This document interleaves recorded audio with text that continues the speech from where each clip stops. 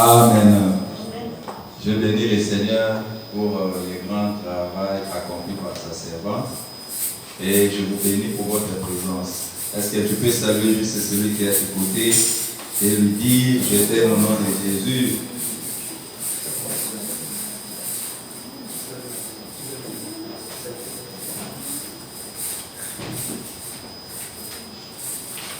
Amen. Je bénis le Seigneur pour ta vie, pour ta présence. Je bénis le Seigneur pour tout. Et que Dieu soit loué. Que Dieu soit béni. Amen.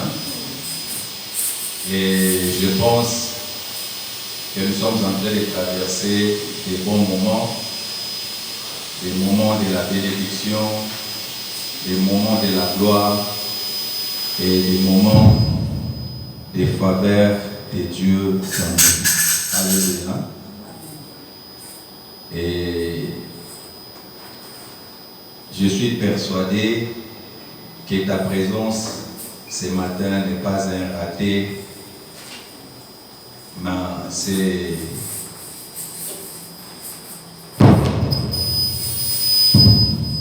bien planifié dans le plan de Dieu.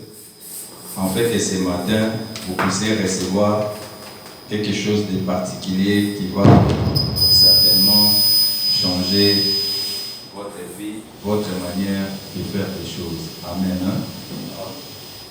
Rapidement, nous sommes dans le livre de Marc, chapitre 1er, verset 9 jusqu'au 13e verset.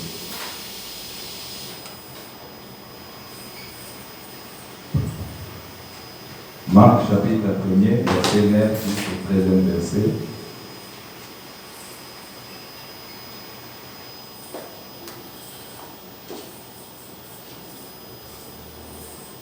Ok, vous êtes là. Marc, chapitre 1, verset 9 à 13.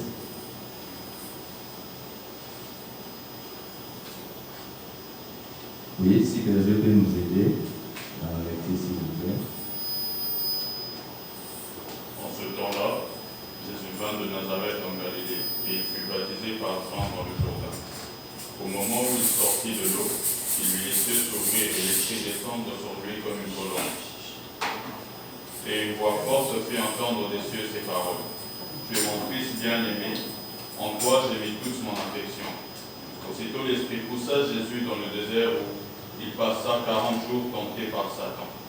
Il était avec les bêtes sauvages et les anges le servaient. Parole du Seigneur. Un grand message ce matin, ça va certainement te révolutionner ce matin au nom de Jésus. Est-ce que vous pouvez aussi relire celle, je vous accorde peut-être 10 secondes, 15 secondes celle à relire encore ce verset dans ta propre vie. Ça va beaucoup vous aider.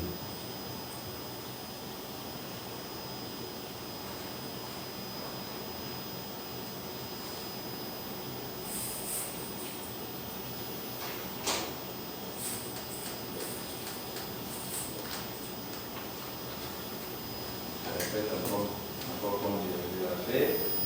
Marc chapitre 1er, verset 9 jusqu'à 13. En ces temps-là, Jésus vint de Nazareth en Galilée où il fut baptisé par Jean dans le Jourdain. Au moment où il sortait de l'eau, il vit les cieux s'ouvrir et l'Esprit descendre sur lui comme une colombe. Et une voix fit entendre les cieux ces paroles. Tu es mon Fils bien-aimé, en toi j'ai mis toute mon affection. Aussitôt l'Esprit poussa Jésus dans le désert où il passa 40 jours tenté par Satan. Il était avec les bêtes sauvages et les anges les servaient. Parole du Seigneur. Bien-aimés, suivez-moi très bien ce matin. C'est un bon message qui va vraiment beaucoup vous aider ce matin.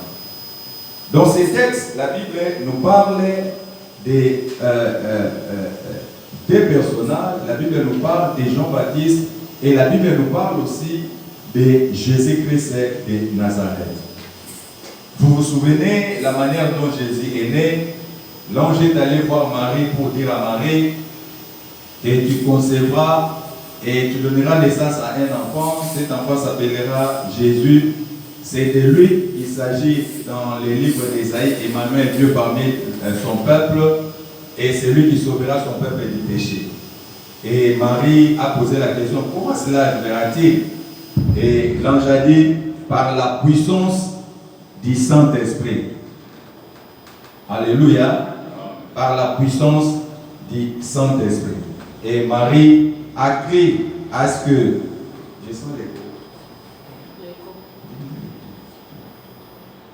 Non, là où il y a le micro. Où est ce micro? Où est ce micro? C'est dans la lignée du micro.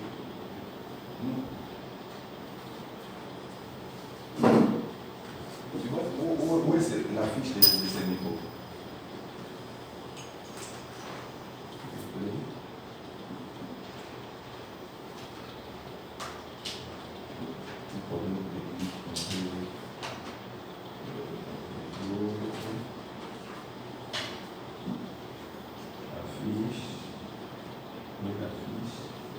L'affiche de ce micro. Parmi les points là, l'affiche. C'est ça?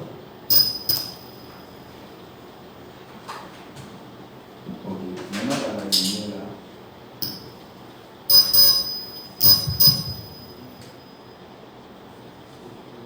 C'est là maintenant dans tous ces boutons là que vous pouvez maintenant chercher diminuer l'écho, J'espère que vous augmenter un peu. Oui, là c'est la base. C'est un peu exagéré, s'il vous plaît.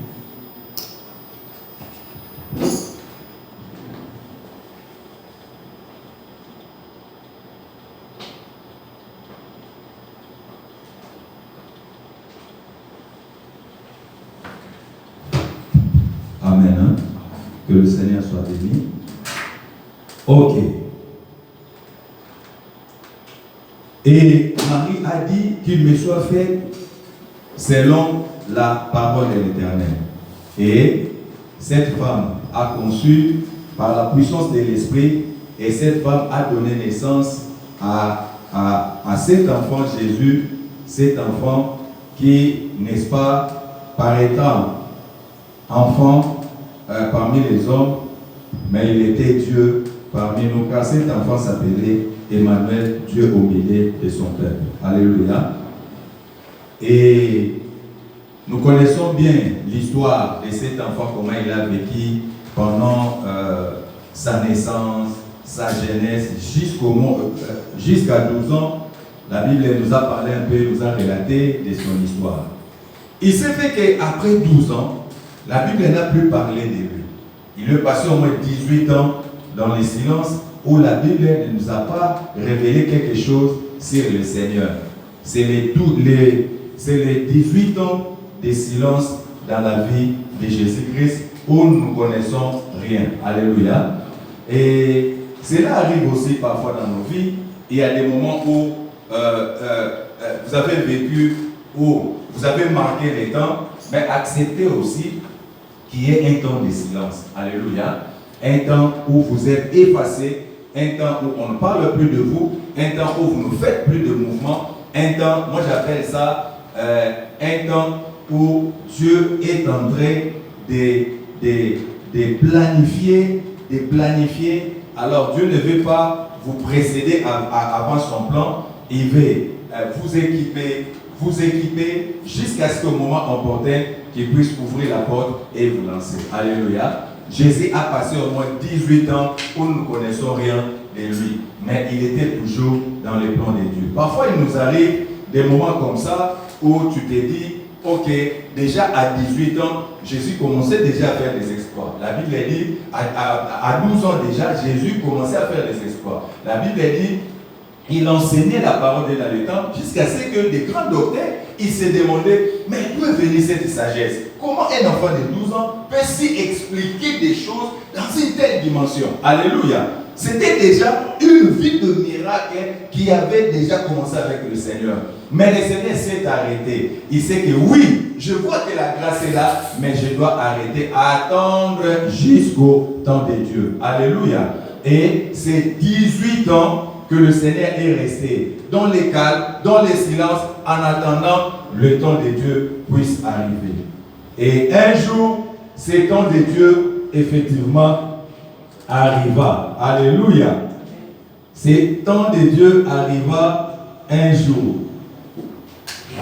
Un jour, le Seigneur a voulu aller se présenter, se faire baptiser, car dans Malachie chapitre 3 verset 1, il y a quelqu'un que Dieu avait envoyé pour préparer le chemin du Seigneur. Et cette personne que Dieu avait préparée pour préparer les chemins du Seigneur s'appelait Jean-Baptiste. Et Jean-Baptiste avait précédé Jésus, n'est-ce pas, pour planifier le sentier sur lequel le Seigneur devait passer. Alors Jésus a vécu pendant 18 ans dans le silence, mais pendant ces temps-là, Jean-Baptiste était déjà actif. Alléluia. Jean-Baptiste drainait les foules. Tout le monde était convaincu que Jean-Baptiste était un prophète envoyé par Dieu afin d'accomplir une mission. Et lorsque Jean est venu, il a invoqué une prophétie de l'Ancien Testament pour dire, moi je suis la voix qui crie dans les déserts. Et c'est une prophétie que les enfants d'Israël connaissaient. Ils savaient, oui, après cette prophétie, c'est que le Seigneur sera là bientôt. Car lui, il a la mission de planifier les chemins pour le Seigneur. Donc bientôt, le Seigneur nous enverra le Messie qui viendra juste après le Malachie chapitre 3. C'était important. Et lorsque les gens l'ont vu, les gens ont compris que bientôt là, le Messie viendra et il sauvera Israël. Vous savez, pour eux, le Messie, c'était non pas seulement une question spirituelle, mais c'était aussi une question nationale. Pour eux, ils espéraient, dans la venue du Messie, ils seraient délivrés du joug des Romains. Raison pour laquelle, vous avez vu même lorsqu'on a présenté Jésus et Barnabas. Barnabas, c'était un révolutionnaire. Barnabas n'était pas si brigand comme la Bible le présente, comme certaines personnes le présentent. La Bible dit, Barnabas c'était un séditieux. C'est-à-dire, Barnabas, c'était une personne qui drainait des foules, qui cherchait à ramener des révoltes auprès des Israélites qui étaient sous la colonisation romaine. C'est comme un révolutionnaire qui leur parlait, nous devons la liberté, nous avons besoin de la liberté, nous devons nous lever, s'opposer à ces Romains. C'était ça le rôle de Barnabas. Alléluia.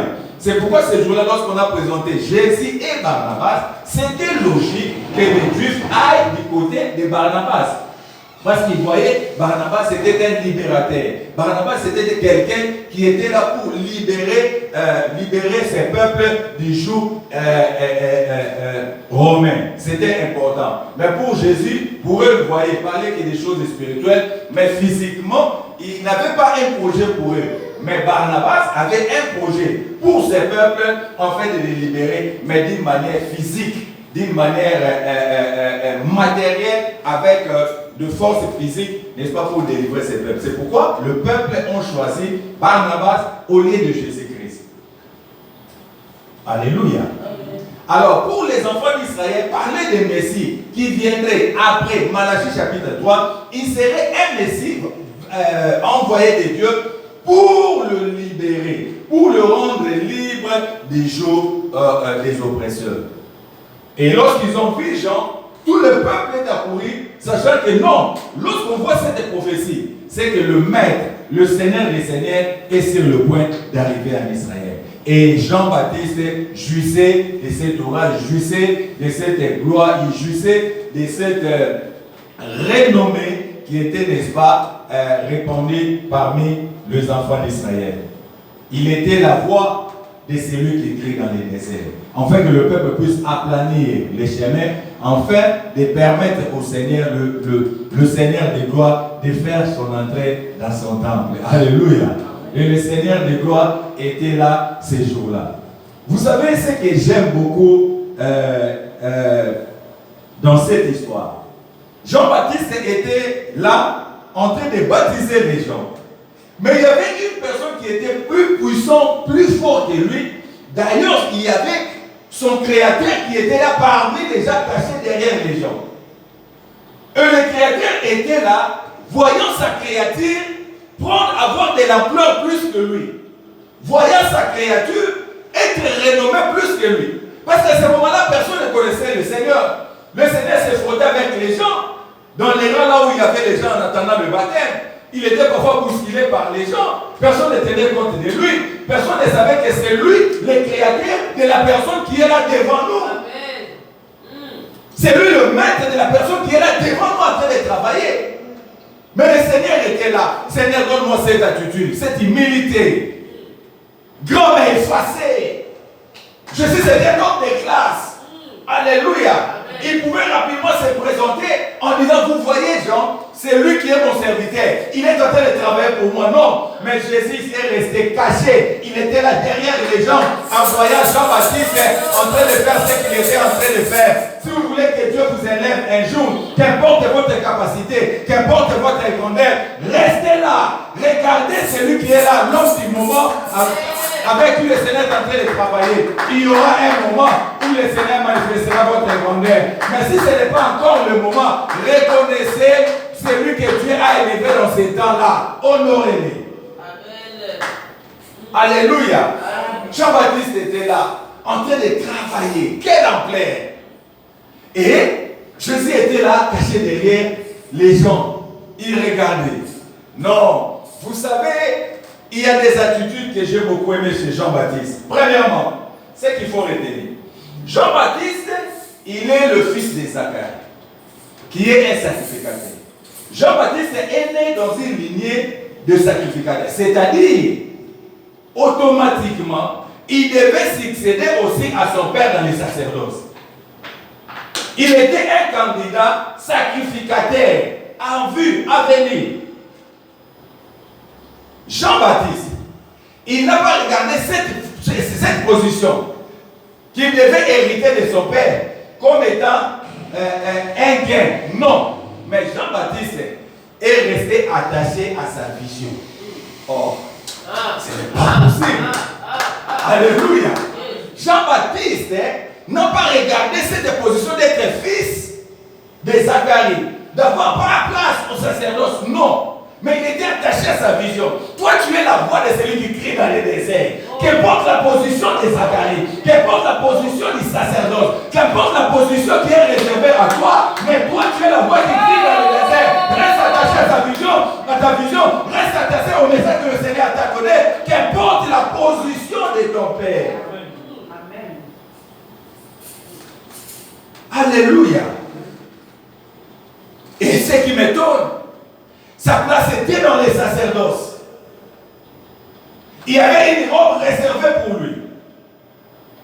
Mais Jean-Baptiste, à cause de la fidélité à sa vision, il a accepté de vivre dans le désert, de porter des vêtements de poils de chameau.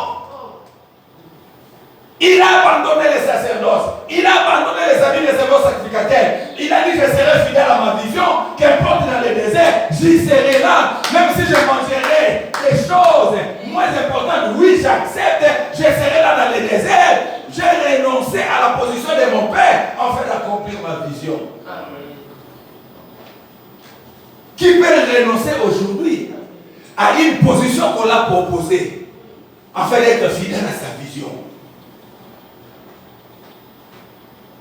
Jean était prêt, Jean était capable, mais il a dit non, je resterai fidèle à ma vision. Est-ce que ce matin il y a encore des gens qui sont capables de renoncer à certaines positions à cause de la vision que Dieu leur a accordée? Même si cette vision-là apparaît, vous drainez dans une situation de médiocrité et de difficulté. Car la condition de Jean-Baptiste n'était pas si une bonne condition. Mais il a accepté pour être fidèle à sa vision. C'est pourquoi Jésus, ce jour-là, lorsqu'il est allé prier à Gethsémani, il dit: Père, qu'il me soit fait selon ta volonté, qu'il me soit fait selon la vision. Même si la chair me dit: ok, Père, tu peux me donner cette coupe. Mais j'ai compris, je dois mourir à cause de la vision. Je dois mourir pour ma vision. Je dois mourir pour le but pour lequel Dieu m'a appelé. Je dois mourir pour l'objectif que Dieu a placé pour devant moi. Qu'importe la souffrance que cela va m'écouter, qu'importe les rejets, qu'importe les humiliations, mais je mourrai pour ma vision. Je serai là, je mourrai pour la vision. La Bible dit: l'agneau qui a été immolé depuis la fondation du monde. Et ce jour-là, l'agneau était là vivant, afin d'aller mourir sur la croix. Jésus a regardé l'éternité, il a vu la vision, il a regardé le présent, il a dit: non, qu'importe tout ce que le monde peut me réserver, mais je mourrai pour la vision. Et Jésus est allé mourir pour la vision. Nous connaissons la suite. Lorsqu'on s'est sacrifié pour la vision que Dieu t'a donnée, la suite est meilleure.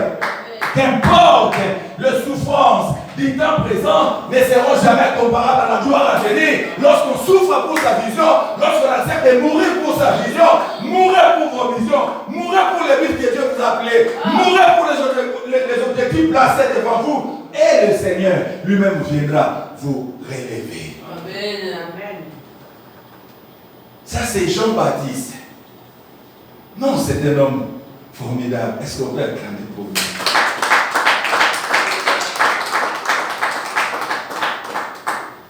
Deuxième chose que j'aime encore chez Jean-Baptiste, ces jours-là, il baptisait les gens.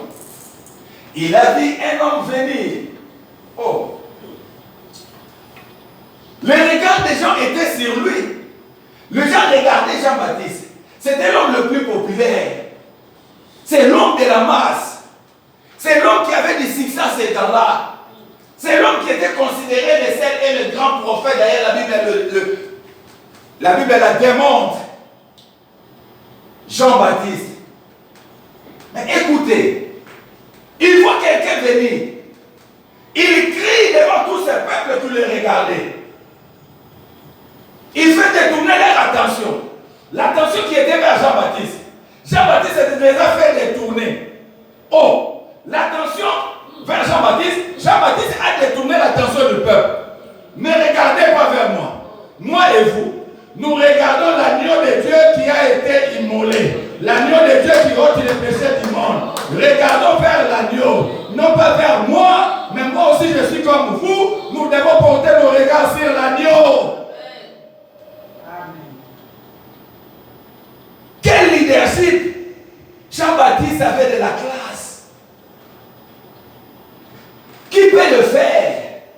Tu es au sommet de ta gloire, au sommet de ton art, où tout le monde court derrière toi. Tu fais basculer tout un pays. Qui n'a pas parlé de Jean-Baptiste? Jean-Baptiste a parlé au roi, reproché le roi. Il n'était pas n'importe qui dans la société. Il était élevé. D'ailleurs, Jésus a dit, parmi tous les prophètes, il n'y a aucun prophète qui est plus grand que Jean-Baptiste. Quelle position, quelle déclaration du Seigneur. Il est plus que Moïse, oui. Il est plus que lui, oui. Jésus l'a dit. Mais, les gens viennent vers lui.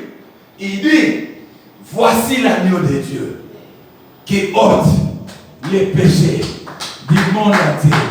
Ce matin aussi, moi je dis, qu'importe toute la gloire que le Seigneur peut m'accorder, mais je détourne votre attention de moi pour les canaliser vers le Seigneur.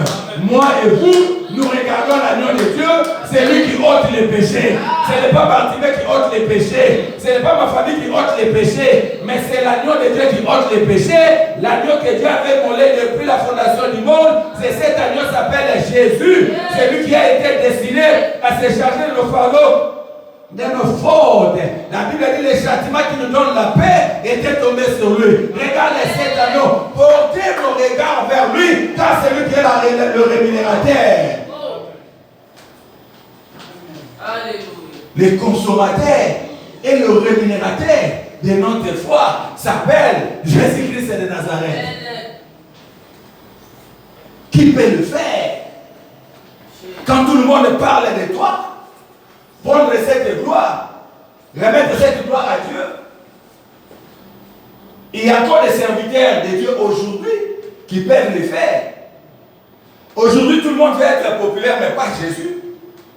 Il veut être dans toutes les pages de Facebook, TikTok, ainsi de suite, partout dans des affiches, dans des banderoles, sauf Jésus. Mais viens se voir. Soyons une église où nous ramenons l'attention des gens vers Christ. Alléluia. Amen. Car c'est lui qui est mort, ressuscité après 3 jours. C'est lui qui a dit, moi je suis le chemin, la vérité et la vie. C'est lui le chemin, c'est lui la lumière, c'est lui la vie, c'est lui la vérité. C'est Jésus. Je vous ramène vers lui. Quand vous venez dans l'église, vous ne verrez pas regarder l'apôtre. Moi et vous, nous ne sommes que des enfants de Dieu. Nous avons des regards fixés vers Christ. C'est lui qui donne les salis. C'est lui qui donne la vie. Qui est comme Jésus? Jean-Baptiste a compris.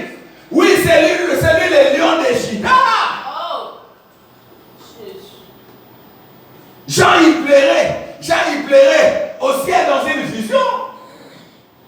On lui a posé la question, qui a dit d'ouvrir les livres et d'en rompre les sceaux? Il y avait un silence. Il y avait un calme. Jean a commencé à pleurer. Parce qu'il fallait que quelqu'un puisse ouvrir la continuité de l'histoire de l'humanité jusqu'à la fin. Jusqu'au point final. Mais qui doit le faire? Mes amis, un frère est venu le voir pour lui dire, Jean, ne pleure pas. Voici le lion de la tribu de Juda. C'est lui qui a vaincu. C'est lui qui a été jugé digne d'ouvrir les livres et de rompre les sceaux. Jean-Baptiste, comme humain, lorsqu'il a regardé là où on avait montré le lion par les célestes, lui il a vu l'agneau. L'humain ne peut voir que l'agneau, mais les célestes